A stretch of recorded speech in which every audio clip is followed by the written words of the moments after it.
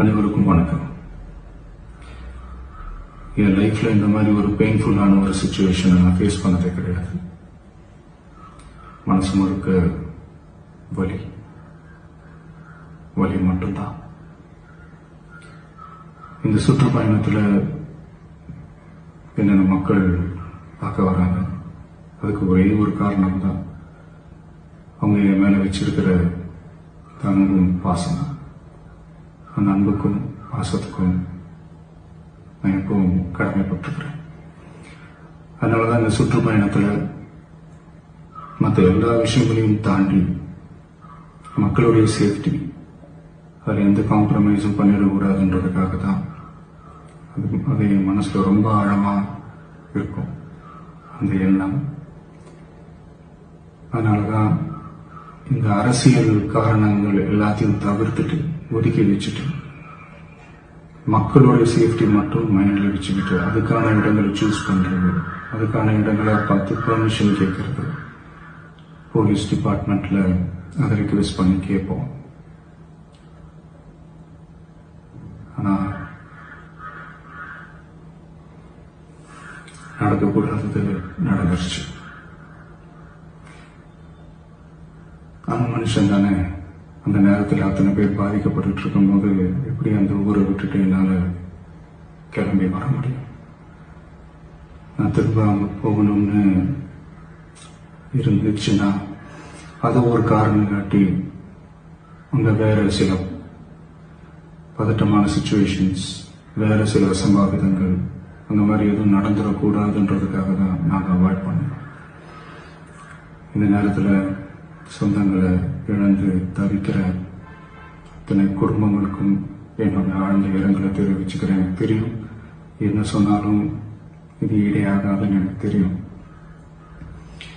ஹாஸ்பிட்டலில் ட்ரீட் பண்ணிட்டு இருக்கிற எல்லாருமே சீக்கிரமாக கியூர் ஆகி வரணுன்றது இந்த நேரத்தில் நான் வேண்டிக்கிறேன்.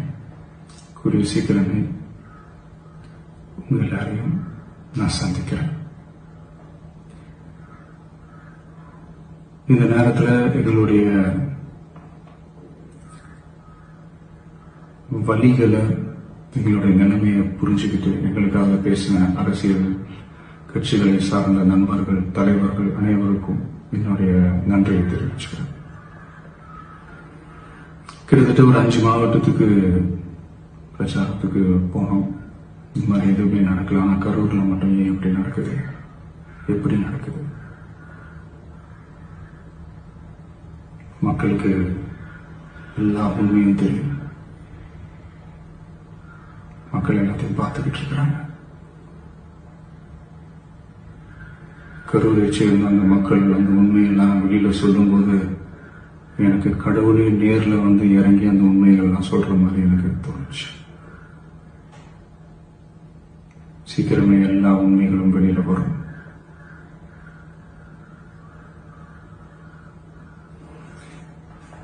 எங்களுக்கு தரப்பட்ட இடத்துல நாங்க போய் அந்த ஸ்பாட்ல நின்று நாங்க பேசிட்டோம். அதை தாண்டி எந்த தவறும் எங்க சைட்ல நாங்க எதுவும் செய்யல. பட் இருந்தாலும் எங்க கட்சியை சேர்ந்த நிர்வாகிகள், தோழர்கள் மேல எஃப்ஐஆர், அது மட்டும் இல்ல சோசியல் மீடியாவை சேர்ந்த நண்பர்கள், தோழர்கள் அவங்க மேல எஃப்ஐஆர்லாம் போட்டு இப்ப பிடிச்சிட்டு இருக்கிறாங்க.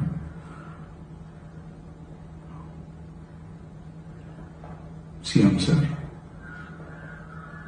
உங்களுக்கு ஏதாவது இந்த பழி வாங்கணும் அப்படின்ற எண்ணம் ஏதாவது இருந்துச்சுன்னா என்ன வேணாலும் பண்ணுங்க. அவங்க மேல கை வைக்காதீங்க. நான் ஒண்ணு வீட்டில் இருப்பேன், இல்லை நான் ஆஃபீஸில் இருப்பேன். என்ன வேணாலும் செய்யுங்க. நண்பர்களே, தோழர்களே, நம்மளோட அரசியல் பயணம் இன்னும் ஸ்ட்ராங்கா, இன்னும் தைரியத்தோட கண்டினியூ ஆகும்.